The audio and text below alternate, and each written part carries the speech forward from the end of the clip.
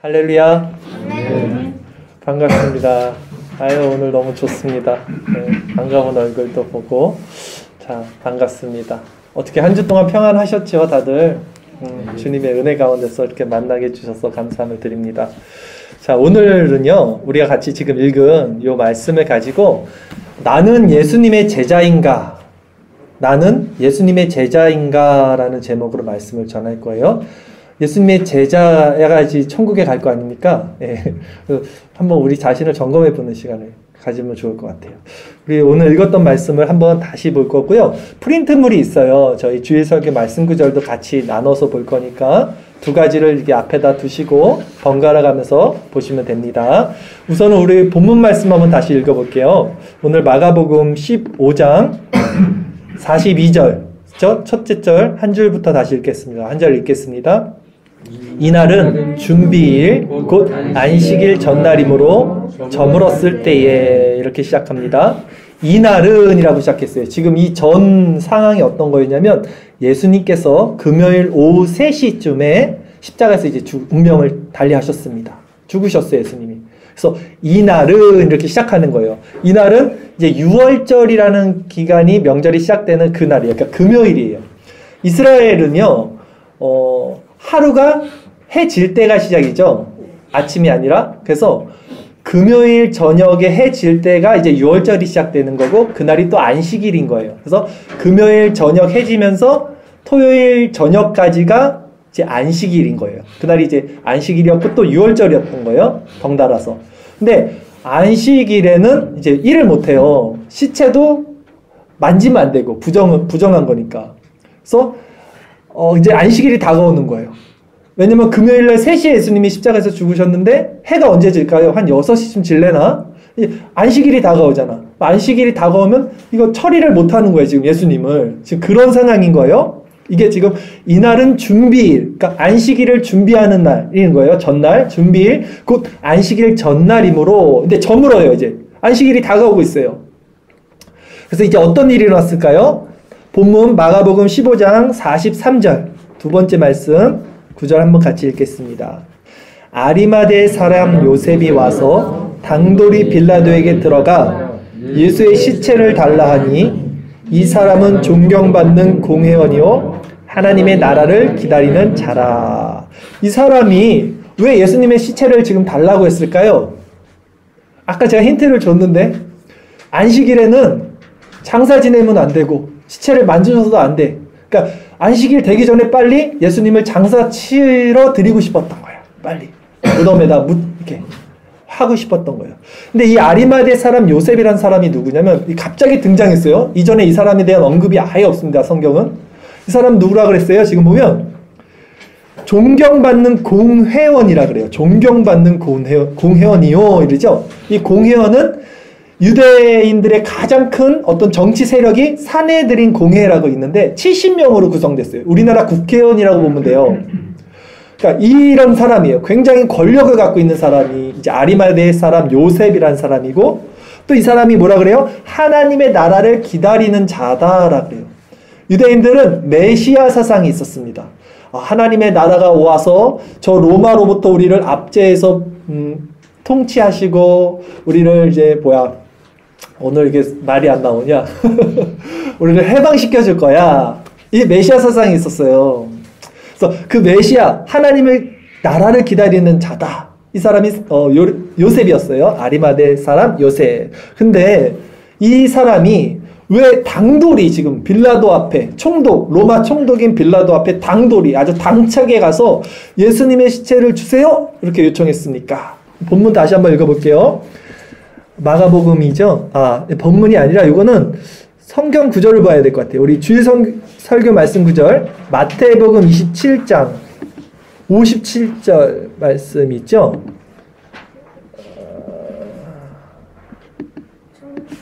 있나요? 네. 57절 말씀인데 이거 같이 한번 읽어볼까요? 예, 같이 읽겠습니다. 시작. 저물었을 때에 아리마대 부자 요셉이라는 사람이 왔으니 또 예수의 제자니라 이랬죠. 자, 이 사람 부자였다는 말을 하는 거예요. 안식일이 다가오기 때문에 이제 아까 말씀드린 대로 안식일 전에 장례 치르기 위해서 또 이 사람이 예수님의 제자야 지금. 예수님의 제자더라 라고 해요. 제자니까 당연히 스승의 장례를 치르기 위해서 이제 예수님의 시체를 요구한 것입니다. 그런데 생각해 볼까요, 우리? 이 사람이 지금 아리마대 사람 요셉이 예수님의 제자였어요. 또 사내들은 공회인이었어요. 권력도 있었어요. 그런데 왜 예수님이 죽기 전에는 어디 나타나지도 않았어요. 언급도 없어요, 성경에. 그러다가 갑자기 왜 죽은 다음에 갑자기 당돌이 나타나갖고 예수님의 시체를 요구한 것일까? 그 전에는 아무 언급도 없다가. 이것도 주일설교 말씀 구절에 답이 있습니다. 요한복음 19장 38절 말씀이죠. 우리 요 구절 한번 같이 읽겠습니다. 시작. 아리마대 사람 요셉은 예수의 제자이나 유대인이 두려워 그것을 숨기더니. 그쵸, 답이 나오죠. 제자이긴 제자였는데 왜 드러내지 못했어요? 그전에는 무서웠어요. 유대인들이 유대인들이 자기가 권력을 갖고 있잖아. 사내들인 공회 권력을 갖고 있으니까 군중들이 무서운 거야. 이 정치인들은 무서워하잖아. 국민들은 똑같은 거야. 이 사람도 자기 이거 눈치 보고 있는 거예요 지금. 그리고 이 자신의 지위와 명예 때문에 드러내놓고 이래 예수님을 따르지 못한 사람이었어요. 근데 오늘 본문에는 없는데 사실 이 아리마대 사람 요셉과 똑같은 사람이 한 사람 더 사실 이 사건에서 등장합니다. 그러니까 권력도 있고 예수님의 제자인데 드러내놓지 못하고 숨어있다가 등장한 인물이 한 명 더 있어요. 한번 볼까요? 주일설교 말씀 구절 요한복음 19장 39절 말씀입니다. 같이 읽겠습니다. 일찍이 예수께 밤에 찾아왔던 니고데모도 몰약과 침량 섞은 것을 100리트라쯤 가지고 온지라. 요분은 아시죠? 요분은 유명하셔요. 니고데모예요. 니고데모라는 율법학자고 사내들인 공회의원인데 이분도 여기 보면 일찍이 예수님께 밤에 찾아왔어요. 왜 밤에 찾아왔어요? 아시죠? 낮에 찾아오면 사람들 눈치 있으니까 몰래 찾아온 거예요. 시선을 피해서 예수님 찾아갔던 자예요. 근데 이분도 지금 뭘 갖고 왔어요? 예수님이 장사 지낼 때? 몰약, 침량 섞인 것, 100리터. 이게 뭐냐면 시신에 바르는 거예요. 시신에. 이게 향기 날 수 있게. 장사를 지내기 위해서 이걸 가지고 온 사람이에요. 지금. 그러니까 똑같아요. 지금 아리마대 사람 요셉도 장사 지내려고 했고 또 이 니고데모도 장사 지내려고 했고 그전에는 숨어 있다가 이런 상황인 거예요. 누가복음에 보면요. 23장 51절에 보면 요 말씀은 없습니다. 그들의 결의와 행사에 찬성하지 아니한 자라 이런 말씀이 있어요. 이게 무슨 말씀이냐면 이들이 지금 소극적으로 이렇게 했던 이유는 산헤드린에서 십자가 처형의 언도를 냅니다. 새벽에 공회를 소집하잖아요. 그래서 예수님이 이제 이 사람은 하나님을 모독한 신성 모독죄로 십자가의 처형을 받아야 됩니다. 이 언도를 누가 내냐면 산헤드린이라는 공회에서 내는 거예요. 근데 지금 아리마대 사람 요셉이나 또 니고데모도 산헤드린 공회원인데 거기서 왜 이거 반론을 안 했을까? 왜 저지를 안 했을까라는 의구심이 들 수 있는데 이 사람들은 거기 없었어요. 그 새벽에 작당 모임할 때 여기 없었어요. 그게 그들이 결의와 행사에 찬성하지 아니한 자라라는 말씀이 있는 거예요. 그 자리에는 없었지만 소극적으로 십자가 처형에 동조하진 않았지만 또 적극적으로 그것을 반대하지도 못했던 어떤 숨어있던 그런 정도의 사람이었던 거예요. 이 두 분이. 그리고 그렇다면 또 다른 질문을 하나 해볼까요? 이들은 왜 갑자기 근데 이렇게 소극적으로 믿다가 예수님이 장사 지내고 난 다음에 갑자기 적극적으로 나타나서 이거 장사 지내게 시체 주세요 막 이런 거 이렇게 마음을 썼을까? 그러니까 예수님이 살아생전에 자기가 예수님 온전히 못 믿어서 이게 부끄러워서 죄송한 마음에 죽은 다음에라도 내가 해야겠다 이런 마음이 들었을까? 왜 그랬을까요? 이 사람들이 갑자기. 그것은 유대인들의 장래 의식이 있기 때문에, 그러니까 장래 의식에 대한 사상이 있어요. 유대인들은 장래를 굉장히 중요시 여겨요. 우리나라도 좀 그런 게 있잖아요. 유교 사상이 있잖아요. 이스라엘 사람들도요, 사람이 죽은 다음에 이걸 처리하는 거에 있어서 굉장히 아주 큰 의미를 두고 있어요. 그러니까 부활 사상이라는 게 있어요. 유대인들은 부활 사상, 죽은 자들이 다시 살아난다, 그 사상이 있어요. 한번 볼까요? 주일설교 말씀 구절 요한복음 11장 23절 24절 두 절 말씀에 이 유대인들이 부활 사상이 어떻게 있었는지 한번 여기 비춰지는 장면이 있습니다. 같이 읽겠습니다. 예수께서 이르시되 내 오라비가 다시 살아나리라. 마르다가 이르되 마지막 날 부활 때에는 다시 살아날 줄을 내가 아나이다. 아멘. 죽은 나사로를 예수님이 살리는 그 시점에서도 이 동생 마르다랑 마리아가 이걸 알고 있었어요. 예수님 다시 살아날 줄 알아요. 근데 이들은 언제 알고 있었어요? 마지막 날 부활 때에. 그쵸? 마지막 날에는 다시 살아날 줄 내가 믿나이다. 그러니까 이 사람들이 지금 믿고 있는 것은 이 부활신앙은 마지막 날 예수님 다시 오시는 그날 부활할 걸 믿고 있었던 거예요. 그래서 창세기 같은 걸 보면요, 아브라함 나오고 또 아브라함의 자식 뭐 이삭 나오고 그 요셉도 나오고 이렇게 자식들이 나오는데 장사 지내는 게 굉장히 막 휘황찬란해요. 막 40일 동안 지내고 그 다음에 그 유고를 묻힌 곳을 꼭 기억하고 나의 유고를 꼭 애굽에서 가져가라 이런 말씀도 하고, 이게 다 이들이 부활신앙을 갖고 있기 때문에 그런 거예요. 와, 부활한다. 우리도 부활신앙 갖고 있죠? 없어요? 그러니까 이들도 갖고 있는 거야. 내가 죽어도 마지막 날에는 난 다시 부활할 거야. 이게 유대인들의 부활 사상이었어요. 그러나 이들이 몰랐던 거는 예수님이 죽은 지 지금 며칠 만에 부활할 거죠? 3일 만에 부활할 거를 몰랐던 거야. 이들은 그 부활신앙이 아니었어요. 그 부활을 가지고 지금 예수님을 장례시켜드린 게 아니라 마지막 날에 언젠가 오실 그 메시아, 확실히도 몰랐을 거예요. 이 메시아가 그 메시아인지. 근데 어쨌든 어렴풋이 알았겠죠. 그런데 그 유대인의 정통을 따라서 장례를 드린 거지, 이분을 장례를 드려서 이분이 3일 후에 다시 부활할 거라는 걸 알고 지금 그렇게 행동한 게 절대 아니라는 거예요. 이분들이 믿음이. 그러니까 제가 지금 드리고 싶은 말은 요지는 뭐였냐면, 이들이 지금 제가 말씀드린 사내들인 공예였던 이 요셉, 아르마데 사람 요셉이랑 니고데모, 이들이 가진 신앙이요 결코 좋은 믿음은 아니었어요. 그러니까 훌륭한 믿음이 아니었다는 거예요. 우리가 생각할 때는 되게 훌륭한 사람 같아요. 왜? 성경에서 이 사람들을 지금, 이 사람들은 예수님의 제자야, 하나님 나라를 기다리는 자들이야, 이렇게 말하니까 되게 훌륭하다 이 생각이 있어요. 그리고 우리 안에도 이런 생각이 있어. 아, 나도 저렇게 훌륭해야 되는데, 내가 저렇게 믿음이 좋아야 되는데, 이런 마음들이 있어요. 근데 성경에 말하는 걸 이렇게 하나하나 보면 결코 믿음이 좋아서 예수님의 제자가 되는 게 아니라는 거죠. 결코 믿음이 훌륭한 사람들이 아니었다는 거예요. 이 사람들을 곰곰이 하나하나 뜯어보면 이들의 믿음을, 부활신앙에 대한 정확한 개념도 없었죠. 드러내고 예수를 믿은 사람들도 아니었죠. 근데 그들을 가지고 지금 성경은 예수님의 제자다, 이들이. 하나님 나라를 기다리는 자, 이렇게 칭찬을 하고 있는 거예요. 그러니까 세상의 기준과 성경이 말하는 제자의 기준은 달라요. 완전히.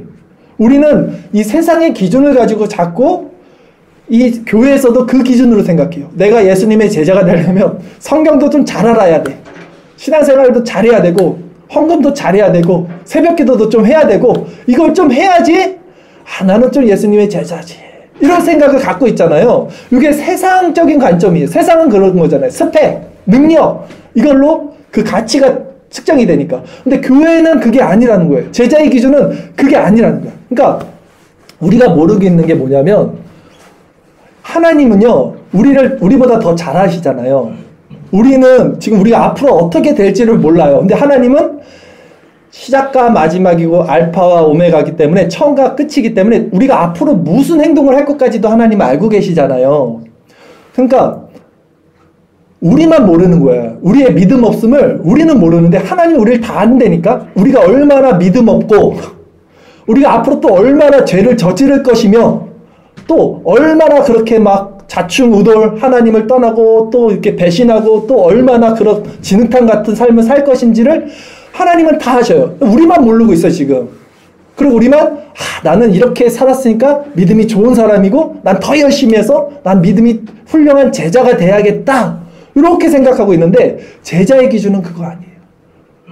베드로 생각해 보세요. 베드로가 어떤 사람이었냐면, 예수님 떠나도 나는 끝까지 예수님 지킬 거예요. 이게 베드로였거든요. 그게 세상 관점에서는 제자야. 완전히 수제자잖아. 근데 예수님은 다 아셨어. 이놈이 닭이 울기 전에 나를 3번 배신할 거를 다 알고 있었어. 그래서 베드로가 정말로 예수님을 배신했단 말이에요. 무서워서, 죽는 게 무서워서 갑자기. 그리고 절망 가운데 떨어졌을 때 예수님이 찾아오셨어요. 이제 디베라 바다에서. 그리고 나서 내 양을 먹이라 진짜 제자의 직분을 준단 말이에요. 그러니까 기준이 달라요. 기준이.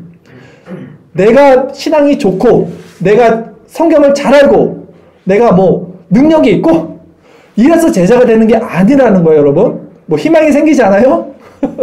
그러면 성경이 말하는 제자의 기준이 무엇인가를 계속 한번 말씀을 나눠볼게요. 자, 예수님 살아생전에도 사람들이 이목이 두려워서 드러내놓고 예수님을 따르지 못한 이 믿음이었어요, 이들이.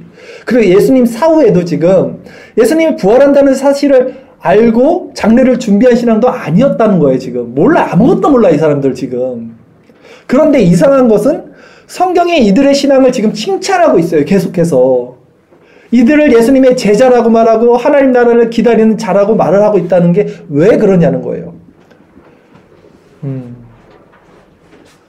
그리고 본문에는요, 이들 말고도 한 부류가 또 등장하는데 여자들이 등장하잖아요. 이 여자들도 마찬가지예요. 이들도 모르는 거예요, 지금 신앙을. 한번 본문을 다시 한번 볼게요. 마가복음 15장 47절 말씀입니다. 마가복음 15장 47절 말씀 우리 같이 읽겠습니다. 막달라 마리아와 요새의 어머니 마리아가 예수 둔 곳을 보더라. 요 여자 무리들은요, 계속해서 예수님 장사 지낼 때부터 사실은 지금 이렇게 쳐다보고 있던 사람들이에요. 근데 멀리서 쳐다봤어요. 그쵸? 멀리서 바라보고 있어요. 자, 이들은 예수님을 왜 쳐다봤냐면, 예수님이 3일 후에 부활하실 거야. 그래서 쳐다봤을까요? 아니에요. 이들도 몰랐어요. 이들도 똑같아. 왜 쳐다봤냐면, 예수님 장사 지내주려고.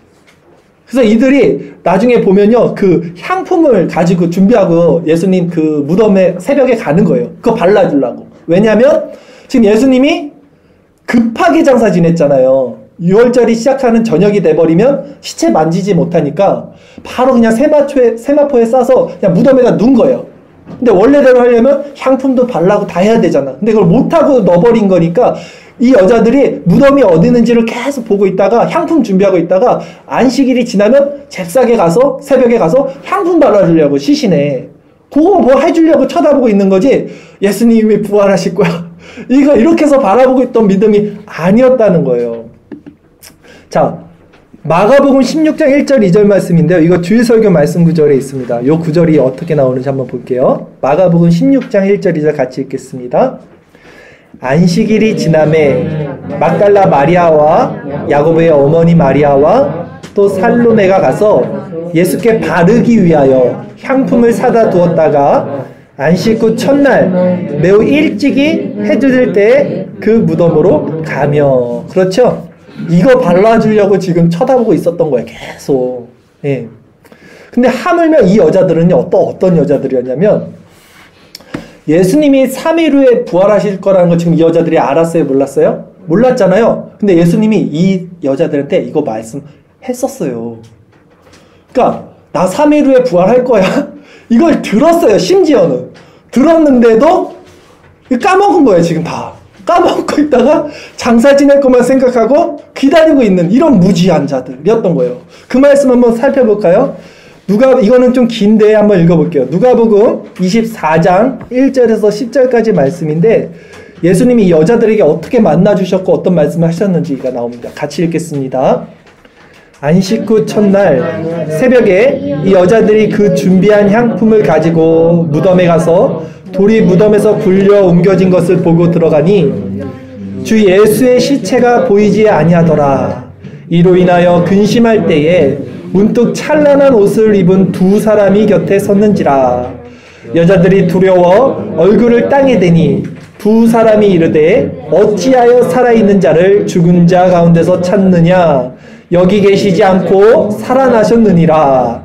갈릴리에 계실 때에 너에게 어떻게 말씀하셨는지를 기억하라. 그렇죠? 갈릴리에 계실 때 너에게 어떻게 말씀하셨는지를 기억하라는 거예요. 여자들 보고. 그리고 이르시기를 인자가 죄인이 손에 넘겨져 십자가에 못 박히고 제3일에 다시 살아나야 하리라 하셨느니라 한데 그들이 예수의 말씀을 이 여자들이 이제 기억한 거예요. 이때 그들이 예수의 말씀을 기억하고 무덤에서 돌아가 이 모든 것을 11 사도와 다른 모든 이에게 알리니 이 여자들은 막달라 마리아와 요한나와 야곱의 모친 마리아라 또 그들과 함께한 다른 여자들도 이것을 사도들에게 알리니라. 이랬다니까요. 심지어는 듣고도 잊어버렸다니까요. 듣고도. 네. 그러니까 이런 말씀 들으면 힘이 되지 않아요? 아, 우리도 예수님 말씀을 들어도 또 잊어버리잖아. 괜찮다는 거예요. 그게 제자의 조건이 아니라는 거예요, 여러분. 그런데도 예수님께서는 우리를 한 번도 책망하지 않으셨어요. 이 여자들 책망하지 않았어요. 예수님이 부활하고 만나주셨을 때 한 번도 책망하지 않으시고 또 말씀해 주는 거예요. 우리에게도 또 기억나게 해줘요. 그럼 우리는 또 잊어버리죠. 그럼 예수님이 또 말씀해 주시고 또 기억나게 해주시고 계속 이러고 있는 거예요. 그러면서도 이런 불충한 자들을 제자라고 칭해준다고요. 제자라고 지금. 하나님 나라를 백성, 하나님 나라를 기다리는 자라고 말해주고 있어요. 이런 자들에게 지금. 그러니까 우리가 정말 잘나서 믿음이 좋아서 제자가 되는 게 아니라는 거예요. 지금 제 말은. 그렇다면 뭐가 제자예요? 이들은 예수님의 제자라고 칭함받은 이유가 뭘까 지금? 이게 중요하죠? 왜 이들이 지금 이렇게 잘난 믿음도 아니고 훌륭한 믿음도 아님에도 하나님 성경이 이들을 칭찬하고 있고 이들을 예수님의 제자라고 했을 때는 이들이 가지고 있는 그 제자의 본질이 무엇인지를 봐야죠. 그걸 우리가 봐야지 우리도 예수님의 제자가 되겠죠? 용기 있는 믿음도 부활에 대한 바른 지식도 이들에게는 없었지만 이들이 갖고 있는 공통적인 마음이 있었어요. 아리마대 사람 요셉이나 니고데모나 또 이 막달라 마리아나 요새의 어머니 마리아나 이런 여자들이 모든 무리들이 가지고 있는 공통적인 마음이 있었는데 그것이 뭐였냐면 제가 볼 때는 예수님에 대한 순수한 사랑 그 자체였어요. 그냥 예수님에 대한 순수한 사랑. 네. 어떤 조건이 없었어요. 그리고 어떤 이해관계로 믿고 한 행동들이 아니야. 그저 예수님과 인격적인 관계를 가지게 됨으로 이들이 그분을 사랑하게 됐어. 그냥 순수하게. 그것이 이들이 가진 공통점이었어요. 제가 볼 때는. 예수님 믿어서 한가닥 해야겠다. 복 좀 받아야겠다. 로또 등 당첨해야겠다. 아니면 죽어서 구원이나 받아야겠다. 천국 가야겠다. 이런 개념이 아니고 그냥 예수님을 인격적으로 만나서 그분과의 관계가 이루어짐으로 순수한 마음이 일어난 거예요. 이게 이들의 공통점이었어요. 제가 예수님을 처음 믿은 게 진짜 이렇게 인격적으로 믿은 게 30년 전이거든요. 13살 우리 친구 정도 나이 됐을 것 같은데 그때 제가 알고 있던 하나님과 30년이 지나고 지금 제가 알고 있는 하나님과는 차이가 엄청 큽니다. 그쵸? 차이가 나겠죠. 왜냐면 그때는 제가 아무것도 몰랐잖아요. 그냥 하나님만 알고 예수님이 나를 위해서 죽으셨대. 이것만 알았어요. 근데 지금은 하나님이 누구신지, 예수님이 누구신지, 그 공의와 속성에 대해서 신학적인 어떤 이런 것을 엄청 많이 알게 됐잖아요. 그러니까 비교할 수가 없어요. 그때나 지금이나. 지금은 저는 정말 하나님에 대해서 더 깊고 넓게 알게 됐어요. 그런데 지금 나의 기준에서 이제 내가 지난날의 내 모습 그걸 이렇게 생각해 보면요. 너무나 부끄럽고 또 말도 안 되는 신앙생활들 제가 많이 했단 말이에요. 그러니까 모르니까 막 했을 거 아니에요. 막 여기도 갔다 저기도 갔다 이 말씀 들으면 그 말씀도 좋고 저 말씀 들으면 저 말씀도 좋고 이거 좋다 그러면 저거 훈련도 따라가고 이것도 하고 다 해봤어요. 예수님 사랑하는 마음으로 한 거죠. 그냥 나는 모르니까. 네, 다 했단 말이에요. 근데 그것들을 지금 생각해보면 정말 부끄럽다. 왜 그렇게 잘못된 것들을 내가 했을까? 이런 생각을 지금은 하고 되게 민망스러워요. 저 스스로도. 그런 것들이. 그런데 그때나 그 아무것도 몰랐던 30년 전에 그때나 지금이나 제가 동일하게 변하지 않는 아주 본질적인 마음이 있어요. 제 안에. 바로 그냥 순수하게 하나님을 사랑하는 마음. 순수하게 그냥 예수님 자체를 사랑하고 좋아하는 마음. 이건 변하지 않고 그대로 있어요. 제 안에. 근데 이게 다예요. 여러분. 이게 다야. 그러니까 신앙은요. 신학을 배워서 생기는 게 절대 아닙니다. 뭘 배워서 생기는 게 아니에요. 신앙은 성령으로 말미암아 선물로 받는 거예요. 그냥. 그래서 그분과 관계를 맺는 거. 그게 다예요. 차이가 있겠죠. 그때 알았던 신앙은 완전한 신앙도 아니고 신학이 없으니까. 근데 그거 중요한 게 아니라는 거예요. 지금 여자들의 모습을 보고 이 사람들의 모습을 보세요. 이 사람들은 아무것도 몰라. 부활신앙도 모르고 드러내놓고 예수님을 따랐던 자들도 아닌데 그냥 예수님을 사랑했던 거야. 예수님에 대한 마음이 있었던 거야. 그분과의 관계가 있었던 거야. 근데 그게 다라고요. 뭘 더 많이 알아서 구원받는 게 아니고 좀 적게 알아서 구원받는 것도 아니고 그 예수님과의 순수한 마음, 그 인격적인 마음, 그분과의 교제가 있냐 없냐 이게 다예요. 이거에서 나눠지는 거예요. 요한일서 2장 27절 한번 볼까요? 그러면 이 말씀이 어떻게 나타났는지 요한일서 2장 27절 같이 읽겠습니다.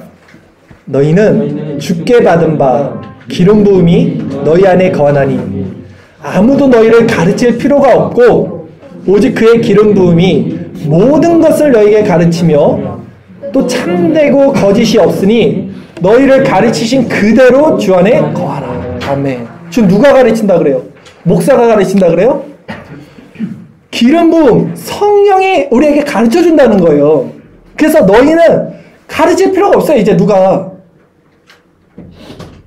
그렇잖아요. 지금 그 성령이 우리에게 알려주신 거지 우리가 누구한테 배워서 신학을 배워서 믿음이 생기는 게 절대 아니라니까요. 생각해 보세요, 여러분.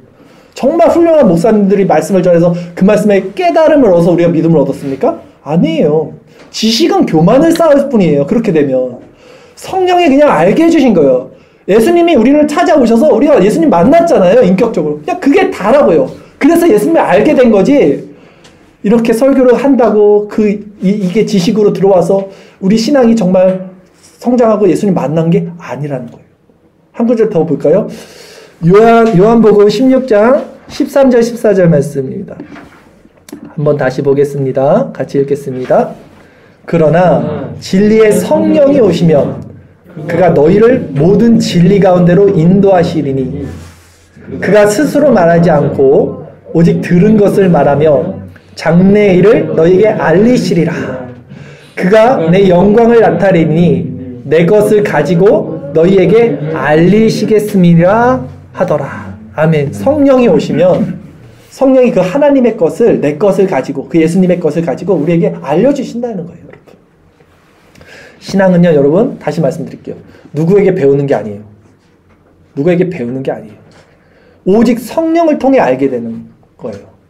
그러기에 오히려 신앙 없이 신학만 배운 자들이 교회에서 가장 큰 문제를 일으키게 됩니다. 목사든 교인이든 예수님을 인격적으로 만나지 못하고 신학만 가진 사람들이 가장 큰 문제를 일으켜요. 안다는 것으로. 그러면 신학은 필요 없습니까? 지금 제가 이렇게 말하는 것 같아요. 저는 개혁주의 신학을 추구하는 사람이잖아요. 지식을 추구하는 사람이에요. 아니죠. 신학이 왜 필요 없어요? 바른 신앙을 가진 자들은 결국 바른 신학을 통해서 스스로를 점검하고 성장하게 돼 있어요. 이제. 그러기에 바른 말씀을 전하는 이 설교자도 반드시 필요한 거예요. 단지 이 말씀을 전하는 자로 인해서 여러분들이 믿음이 생기는 게 아니라 성령을 통해서 선물로 받은 믿음을 바른 신학을 가진 사람이 전할 때 여러분 안에서 확증이 되는 거예요. 아, 이게 맞아 라는 것을 성령이 가르쳐주고 있는 거예요. 제 말의 설득이 아니라 성령이 여러분 안에서 이 말씀에 설득을 주고 있는 거예요. 그 원리로 가는 겁니다.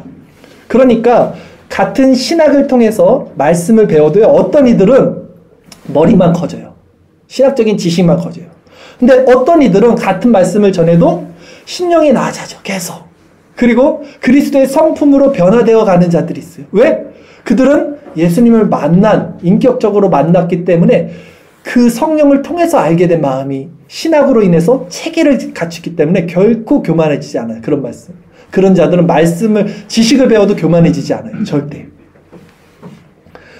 중요한 것은 오늘 본문에 나오는 사람들의 모습처럼 예수님을 향한 순수한 사랑이 우리 안에 있냐는 거예요. 제가 이 질문을 드리는 거예요. 예수님을 향한 지식이 아닌, 신학이 아닌 정말 인격적인 그분과의 교제, 만남, 관계가 지금 여러분에게 있습니까? 라는 질문을 하는 거예요. 저에게 물질과 건강의 복을 주시고 나를 천국으로 인도해주는 그런 조건 같은 걸 따지면서 예수님을 따르는 자들도 있어요. 그렇잖아요. 그런데 예수님 그 자체로 그분을 인격적 관계로 맺어서 그분을 따르는 자들이 있다고요. 아무 조건 없이 그냥 아무 이유 없이 그냥 그분 자체가 좋아서 그렇게 돼야 되는 거예요. 그렇게 신앙은 여러분. 나 천국 가려고 예수님 믿는다? 그거 아니에요. 하나님이 우리 지옥 보내면 우린 지옥 갈 수 있어요. 그러나 그거와 상관없이 하나님은 하나님이십니다. 난 하나님이기 때문에 내가 그분을 좋아하는 거예요. 어떤 조건이 있어서 좋아하는 게 아니에요. 내가 예수님을 좋아하는 게 어떤 조건이 있어서 좋아하는 게 아니라니까요. 그냥 그분 자체가 좋아져야 돼요. 그분 자체와 관계가 있어야지 좋아질 거 아닙니까? 오늘 본문에 나온 사람들은 그런 사람들이었어요. 그래서 예수님의 제자라고 그러는 거예요, 이들이. 베드로를 보세요. 능력도 없고 아무것도 자신 안에 믿음이 없음이 탈로 났음에도 내가 주를 사랑하는지를 주님이 아십니다.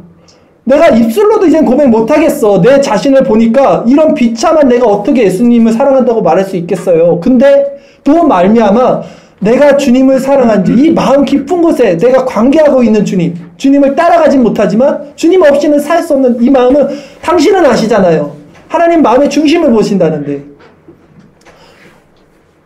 이게 있어야 된다고. 이 관계가 우리 안에. 이것이 없으면 신앙을 통해 지식이 높아졌든 능력을 행하든 삭광입니다.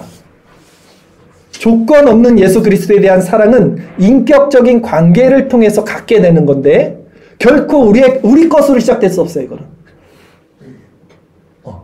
이거 한번 말씀 볼까요? 요한일서 4장 16절에서 19절 말씀인데요.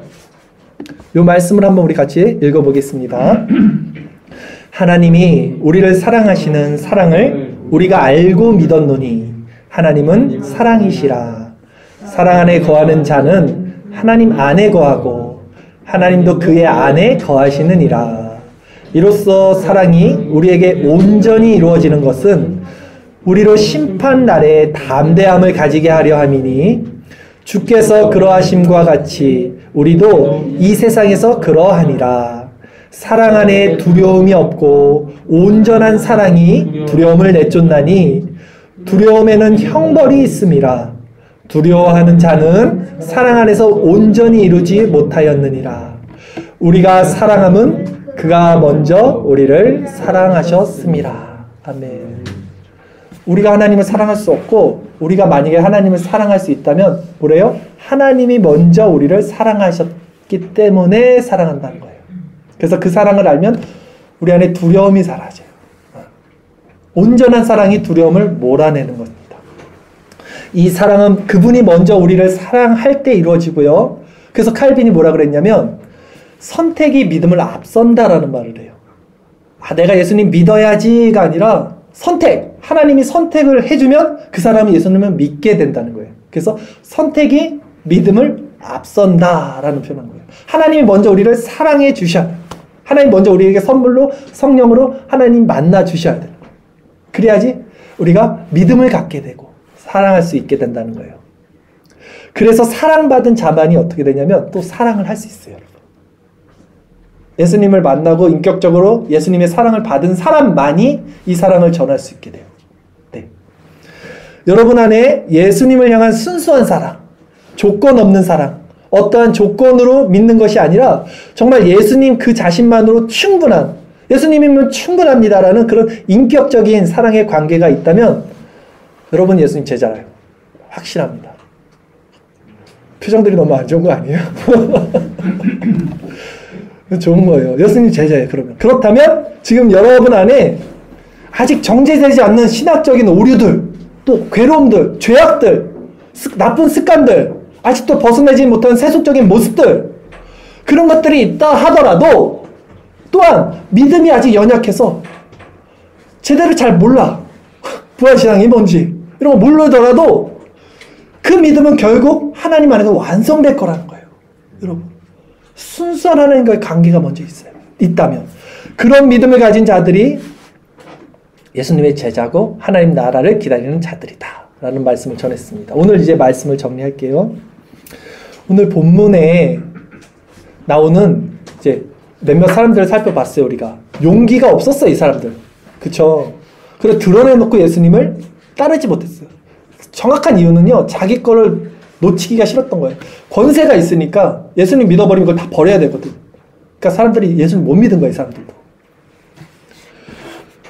부활에 대한 바른 지식도 없었어요. 그쵸? 하물며 여자들은 그걸 들었음에도 또 까먹었어요. 근데 성경은 이들을 지금 제자라고 그러고 하나님 나라를 기다리는 자들이라고 그러고 이들을 되게 칭송하고 있어요. 칭찬하고 있다고요. 칭찬하고 있다고요. 그렇다면 예수님의 제자의 조건은 무엇이었습니까? 제가 어떻게 말씀드렸어요? 우리 역시도 마찬가지로 때로는 세상에 드러내놓고 저는 예수님 제자예요. 왜 이렇게 하는 사람들이 있어요? 없을 수 있어요. 두려울 수 있어요. 세상에서 괜히 주춤거리고 쭈빅거리고 또 신학적으로 올바른 지식이 형성되지 않을 수 있어요. 그래서 좌충우돌 막 신앙에 그냥 이리저리 막 헤매고 있을 수도 있다 할지라도 우리 안에 예수님과 인격적으로 형성된 순수한 사랑이 있다면, 그분이 나를 찾아와서 만나준 그 관계 안에 우리가 있다면 우리들도 분명히 예수님의 제자이며 하나님 나라를 기다리는 자들이라는 확신을 가지라는 거예요. 그러니까 가장 중요한 것은 내가 인격적으로 예수님과 관계하고 있는가, 이 지점입니다. 내가 인격적으로 지금 예수님과 관계하고 있는가. 왜냐하면 관계가 있다는 것은요, 그 사람의 마음을 공유하고 있다는 말이에요. 관계라는 것은요, 그 사람의 마음, 야다, 안다는 거예요. 하나님은 하나님의 마음을 아는 자들에게 하나님 백성이 칭해 주실 거 아닙니까? 공유한다는 것은 그 마음을 알고 있다는 거예요. 그래서 그 관계는 반드시 구원의 자리로 인도할 수밖에 없어요, 우리를. 관계가 있다면, 그분과의 관계가 있다면 지금은 희미하게 보일 수 있어요, 여러분. 거울을 보는 것 같죠. 그러나 결국은 명확하게 점점점 하나님에 대해서 확증되고 선명하게 보여주는 그걸 성화라 그러거든요. 점점 우리는 자라나게 되는 거예요. 30년 전의 제 모습과 지금의 제 모습, 그 하나님, 예수님을 사랑하는 순수한 마음은 그대로인데 점점 명확해져요, 사실. 점점 확실해지고 점점 풍성해집니다. 이 신학을 배우면서. 이렇게 가는 거예요. 한 가지만 마지막으로 물을게요, 여러분. 진짜. 여러분은 정말 예수님과 이 관계를 맺은 적이 있습니까? 아니면 지금 그 관계 안에 있습니까? 제 질문에 대답하지 말고 지금 한번 스스로 정말 한번 시간을 드릴 테니까 한번 질문을 해보세요. 스스로에게 나는 정말로 예수님을 사랑하는가? 아무 조건 없이. 나 진짜 그냥 예수님을 사랑하고 있는가? 나는 정말로 그 예수님과 인격적인 관계를 지금 가지고 있는가? 그래서 나는 정말로 그 예수님 한 분이면 정말 만족하는가? 물어보세요, 스스로에게. 만약에 여러분 스스로 이 질문의 어떤 조건도 아닌 그냥 예수님 그 자체만으로 나 만족하고 기뻐하고 감사와 영광의 찬양이 우리 안에 정말 이렇게 있다면, 예수님과 여러분이 그런 관계에 있다면 여러분 예수님 제자이고 하나님 나라를 기다리는 자들이 맞습니다. 제가 확신해 드릴게요. 제가 개런티 합니다. 보증해 드릴게요. 맞습니다. 그 믿음은 반드시 장성한 분량으로 자라나게 할 겁니다. 하나님께서. 그리고 그분의 영광으로 완성될 것입니다. 그래서 이 사랑을 받은 자들이 예수님과 관계를 맺고 이 사랑을 전하는 자들로 또 하나님은 만들어 가실 것입니다. 마지막으로 우리가 진정 예수님의 제자라면 이제 어떤 모습으로 살아가야 할지 말씀을 통해서 한번 다짐하는 시간을 가질게요. 요한복음 13장 34절 35절 2절 말씀 읽고 오늘 말씀을 마치겠습니다. 우리 같이 말씀을 읽겠습니다. 새 계명을 너희에게 주노니 서로 사랑하라. 내가 너희를 사랑한 것 같이 너희도 서로 사랑하라. 너희가 서로 사랑하면 이로써 모든 사람이 너희가 내 제자인 줄 알리라. 기도하겠습니다.